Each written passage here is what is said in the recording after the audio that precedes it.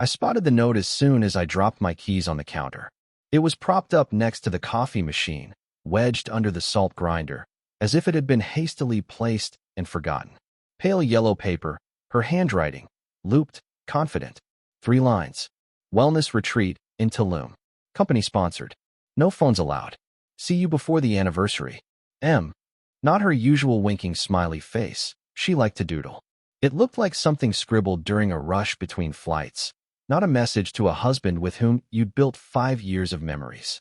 For a second, I stared at it, as if more words might appear if I focused hard enough. They didn't. I checked my phone. Nothing from her that day. Not a photo from the airport, not a boarding pass she liked to brag about posting. I placed it back on the counter, then stood there longer than I should have. My original plan was to pick up steaks and wine for dinner. I had even looked up that new chimichurri marinade recipe she once bookmarked, but never made. She'd been stressed lately, or at least that's what she told me. Deadlines, team conflicts, and something about her supervisor undermining her during a meeting. A retreat made sense on paper. Still, something didn't sit right. She hadn't mentioned it until now. Tulum had never come up in our conversations, not even as a possibility. Usually, she couldn't wait to share travel plans, often down to the hotel's tile patterns or the spa's water temperature. This time, not a whisper. That night, I grilled the steaks anyway, medium rare, as always, but ate alone. Her seat at the table stayed untouched. The marinade turned out fine, a little too garlicky, maybe, but edible. I left her portion in the fridge, covered it with foil. Around midnight, I checked her Instagram. The last post was from 3 days ago, a coffee selfie, captioned, "Fueling deadlines #corporate grind." Nothing new. No stories or updates from anyone in her circle either. It felt strange. She was always online. Always. The second night came and went the same way. Quiet. My texts went unanswered. Her phone rang once and diverted to voicemail on the second ring. I left a message asking how the retreat was going, hoping she might get back whenever they allowed devices again. I tried not to be dramatic. Just enough warmth, a touch of curiosity, no accusation. The silence stretched. Longer than usual. On the third night, I stayed late at work. I couldn't focus, so I buried myself in spreadsheets and email replies, prolonging the inevitable return to an empty apartment. Around 9 p.m., as I was packing up, my phone vibrated. Bank notification, international transaction processed. Merchant, Azul y Oro Cocktail Bar, Mexico City.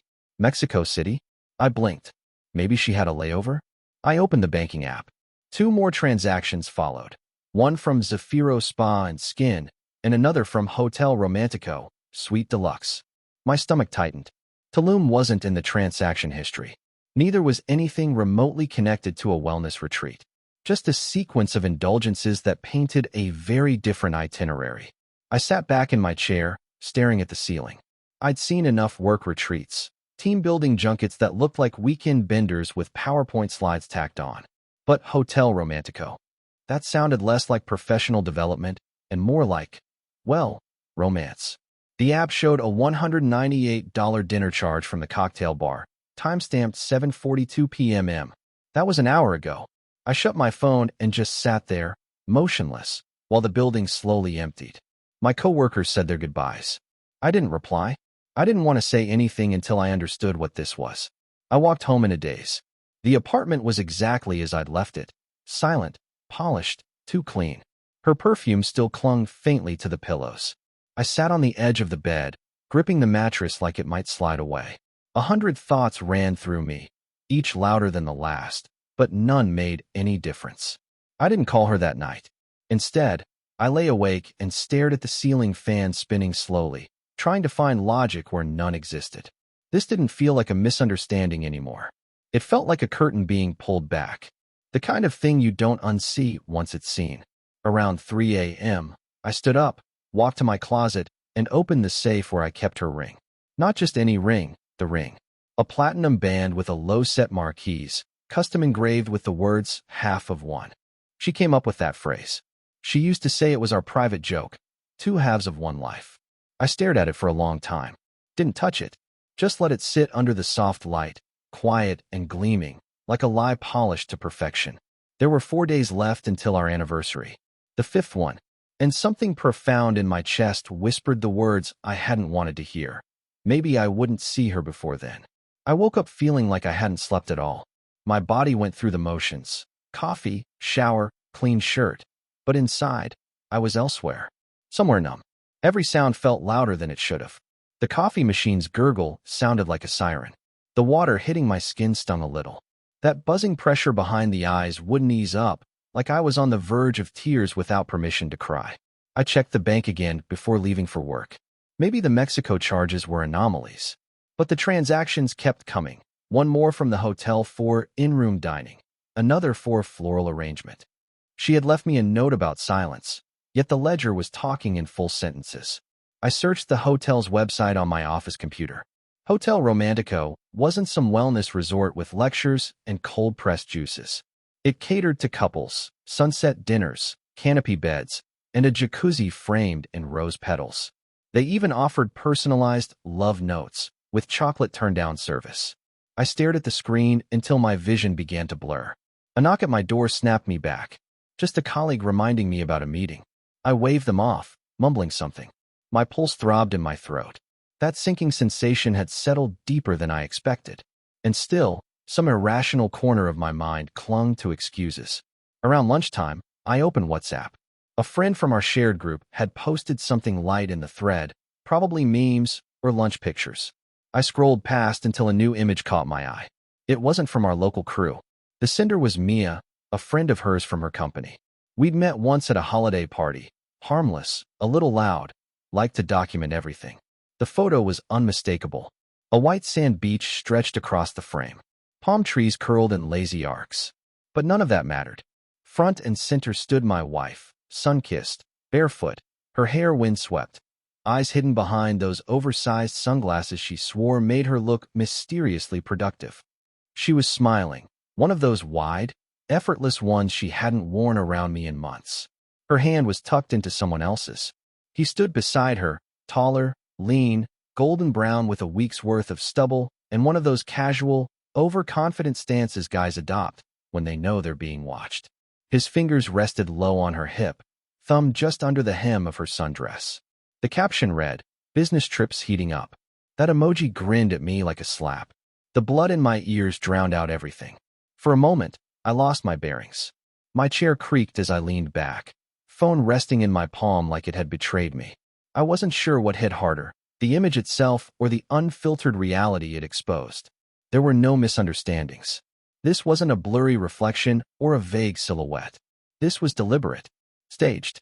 Someone had taken the shot, admired it, and posted it with pride. I didn't react in the group chat. I just closed it, then opened it again, as if refreshing might make the photo disappear. It didn't, and nobody commented on it. Silence followed, the kind that only comes when people realize someone's secret just got dragged into the light. I forwarded the image to myself, then to a blank email addressed to no one. So it lived somewhere besides my phone. Then I opened our bank app again, checked the timestamp on the floral order, same day, 3 hours before the photo was taken. I minimized everything and sat in the quiet. The ceiling tiles above my desk never looked so dull. That strange calm returned. The same feeling I had standing in the kitchen when I read her note. The body remains still, but the inside empties out as if someone had pulled the plug. When the clock struck 5, I walked out without saying goodbye. No meetings or briefcase. Just the keys and my phone in my pocket. At home, the ring was exactly where I left it, on the counter, next to the coffee machine. The afternoon sun cut through the window, throwing long shadows across the floor. I reached for the ring, picked it up, and turned it in my fingers. Platinum. Engraved. Heavy with meaning once, now just metal. I held it between my thumb and forefinger for 10, maybe 15 seconds. Each heartbeat felt like a tick against my skin. Then I set it back down, slowly, cleanly. My lips moved without sound. I wasn't speaking to her. I wasn't talking to myself, either. It was more like a quiet closing of a book. The words were final. This is the end of our we. I opened the notes app on my phone, scrolled to a draft I hadn't touched in years. It was a list of places I said I'd go one day, before we got engaged, before we tied our savings into a mortgage, before she said she wanted stability over adventure. Before I said, okay. One place blinked back at me in bold font, Christchurch, New Zealand. I stared at it until I felt something shift again, like the weight on my chest changed shape. Not lighter, just different. Then I tapped open the flight app. My fingers hovered over dates, searching for direct routes. Something solid clicked inside me. She'd made a choice. So would I? The ring stayed on the counter. I would let her be the one to discover what silence really meant. The next morning, the city felt quieter, even though it wasn't. Maybe it was me. My thoughts moved more slowly, as if someone had muted the internal commentary. I sat by the window with coffee I didn't finish, staring at the building across the street, watching the sun edge its way across brick and glass. The ring remained on the counter, untouched since last night. I passed it on my way out without looking. The pawnshop I visited was just a few blocks away, unassuming, tucked between a vape store and a shuttered bakery. A tarnished saxophone and a stack of watches filled the front window, as if decades of bad decisions had gathered for display. Inside, a man in a brown leather apron barely glanced up when I stepped in. I didn't bother with pleasantries. I opened the small box and showed him the ring. His eyes flicked to the metal, then to me. He tested its weight, checked the engraving under a light, and ran a quick acid test while whistling some tune I didn't recognize. "Nice piece," he said eventually. "Custom. Personal. Clean platinum, marquise cut, minimal surface wear." I offered, my voice sounding distant even to myself. He gave a slow nod. 1,600. I agreed without bargaining. Cash, no questions. The moment the bills hit my hand, something settled. Finality, maybe. Or just momentum. I walked out of the shop with a plastic envelope tucked inside my coat. No one would have guessed the weight of it. I didn't linger. My next stop wasn't far, just a few blocks to the bank. I opened a new digital account through a company that operated across continents. No physical branches. Access from anywhere with a signal. Then came the quiet work. I took a table at a small cafe, ordered tea I had never drunk, and opened my laptop. There was a lease to end, a storage container to reserve, and tickets to book. The lease termination clause had a clear penalty. 2 months' rent if canceled early, no appeals. I filled out the form, attached the payment, and scheduled a lock change for the day I'd be airborne. That took an hour. Next, I listed our shared furniture on Facebook Marketplace, priced low enough to sell quickly. I included everything.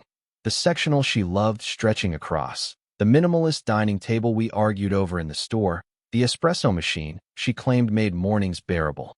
Each item received its post, featuring bright photos and offering pickup availability within 2 days. I didn't add any emotion to the captions. Just, gently used. Must go. Then came the household account. I logged in, scanned the last 6 months of activity, and calculated exactly half of our holdings down to the dollar. I transferred my portion to the new digital account, printed a check for hers, and slid it into an envelope with her name written in clean block letters. I placed it in the drawer beneath the fruit bowl. That night, while scrolling through the Christchurch flights, I found one that aligned perfectly, 72 hours from now. A morning departure, one way. The confirmation page asked, "Are you sure you want to proceed?" I clicked yes, and felt an odd sort of release, like something uncoiling after years of being wound tight. The next day, the first buyer arrived to pick up the TV. He paid in cash and carried it out with a friend. He didn't ask why it was for sale. A woman picked up the coffee table next to her, then the bookshelf. Each item was left one by one, erasing years of shared choices as if they had never mattered. I watched them go without saying much. I opened a shared drawer in the bedroom, where she kept photos, travel journals, and little keepsakes from trips we once thought held meaning. I didn't touch anything inside. I just closed the drawer and walked away. The storage company sent a reminder email. I scheduled a pickup for 2 suitcases and my old bicycle. The movers would arrive a day before my flight, early in the morning. I wasn't rushed. Every task brought a quiet satisfaction. There was no music playing, no friends around to offer advice or cheer me on. Just the sound of my footsteps echoing in an increasingly empty space. Around midnight, I took one last walk through the apartment. The living room echoed differently without the rug. The kitchen counters gleamed from their recent cleaning. My side of the closet was already bare. Her dresses still hung neatly, untouched. I didn't move them. I left 3 things behind, precisely placed. The envelope with her half of the account. Her wedding dress, in its protective bag, was set gently on the guest room floor. A printed itinerary of my flight, bold red stamp across the top, one way. I turned off the lights and stood at the threshold, staring into the quiet. Nothing left to say, nothing left to fix. She hadn't texted again since the love you message 2 nights ago. I hadn't replied. That silence, like everything else, had become intentional. In 3 days, I would be in the sky, crossing oceans towards something unspoken but entirely mine. Whatever she was expecting from her return, it wouldn't be this. The day before departure, I rose before sunrise. The kind of early where everything feels suspended, quiet enough to hear your breathing, still enough that even time seems unsure of itself. I brewed coffee and sipped it standing up, watching the bare walls. Every object that once anchored the space to us. Our bookshelf, that crooked floor lamp she insisted on keeping, was gone. In its place were outlines on the carpet, ghost imprints of where things used to sit. The movers arrived at 7 sharp, 2 men in gray jumpsuits with handcarts and efficient silence.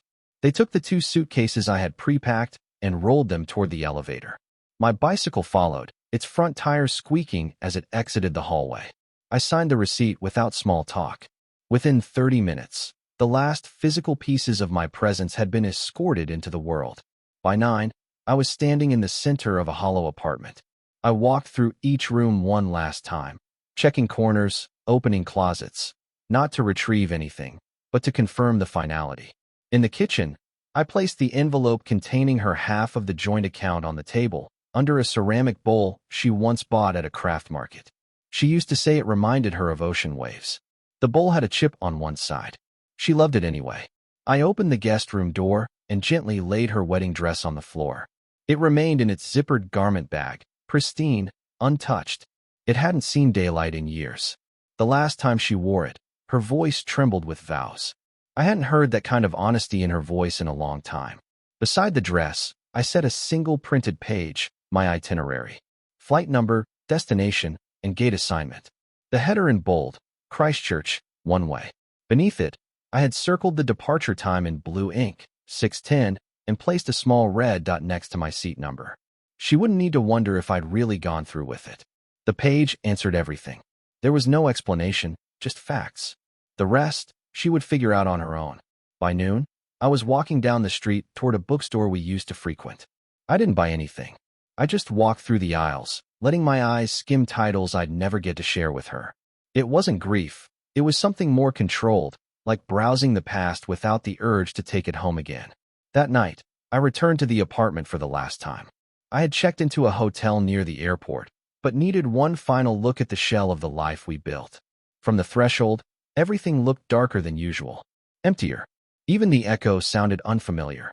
I walked to the living room window and looked out. Lights from the surrounding buildings blinked on like stars, steady and indifferent. I took one last photo with my phone, a wide shot of the empty room with the city glowing outside. I didn't title it. I just saved it and locked the screen. As I stepped out, I left the door slightly ajar. She still had keys. She could walk in whenever she returned. Nothing to unlock, nothing to explain. By 10, the apartment belonged to her again.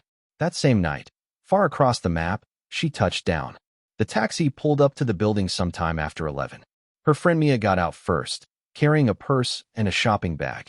They laughed as they stepped onto the curb, tanned and glowing from sun-soaked indulgence. There was a buzz in their chatter, the kind that follows cocktails and inside jokes. She reached for the keys instinctively and opened the front door. Her voice was light, full of rehearsed excitement. Wait until you see what I did with my suitcase. Rolled all my dresses like sushi rolls. Genius. Mia didn't respond. She stood in the living room, blinking at the empty space. The laughter died immediately. The table where we ate takeout during movie nights, gone. The couch where she once napped after long calls, missing. Even the coasters, the scented candle, that old throw blanket she swore was too scratchy but kept anyway, erased. Mia whispered, What happened? She dropped her bag and stormed from room to room. Kitchen, empty. Bedroom, closet cleared. Bathroom, half the drawers bare. Only hers remained.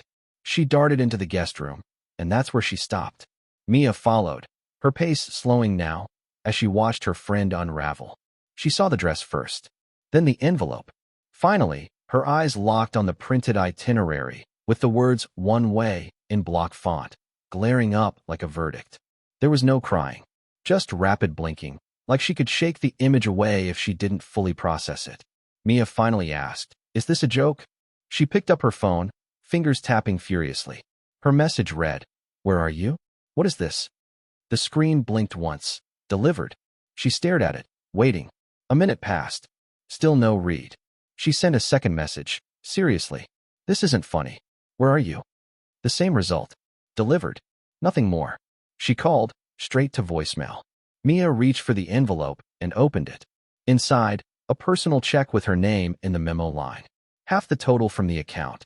The amount was precise. She folded the envelope again and handed it over without a word.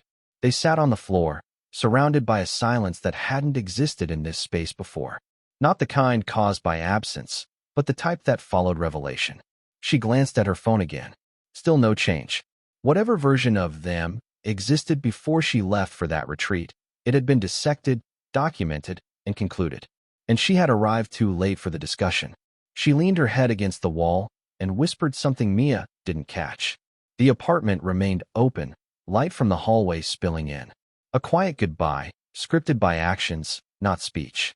And somewhere above the Pacific, a phone was on airplane mode. Silent, unreachable, free. The cabin lights dimmed as the aircraft lifted into the early dawn. Outside the window, the wings sliced through a canvas of gold and violet, the sun rising like it had something to prove. I took a photo of a horizon bisected by cloud and fire and saved it to my drafts folder. Title, Freedom Anniversary Number 1. The flight map on the seat screen tracked our path as it arched south across the Pacific. Below me, miles of sky and sea erased borders, noise, everything behind. I closed my eyes for a moment, listening to the faint hum of engines and the occasional rustle of a neighbor flipping a page. The ring was gone. The apartment was cleared. The messages she sent lingered unread, her number no longer pinned. I'd left a life behind, yet somehow, none of it felt abrupt. Touchdown came mid-morning. Christchurch greeted me with clean air and a scent of spring. The breeze carried the smell of eucalyptus and unfamiliar flowers, crisp and calm. My body felt light, as though gravity had shifted slightly in my favor.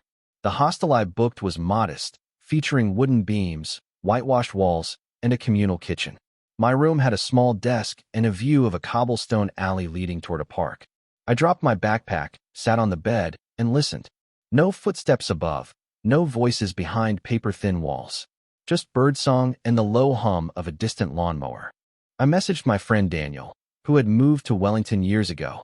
We hadn't spoken in months, but he'd once sent me a photo of the Southern Alps with the caption, "One day, you'll get here." Now I had. I typed. "A year ago, I dreamed about hiking that ridge near Arthur's Pass. I'm starting today. Anniversary still means something, just not what it used to." The message was sent with a soft ping. It wasn't poetic, but it was true. Back home, wherever that was now, she must have been unraveling the story, piece by quiet piece. I didn't imagine her expression or wonder what her voice sounded like as she explained to friends what she'd walked into. Those chapters belonged to a book I'd stopped reading. My lawyer handled the divorce filings. Everything had been structured cleanly. Split assets, no contest. I'd already signed and submitted. Hers were pending.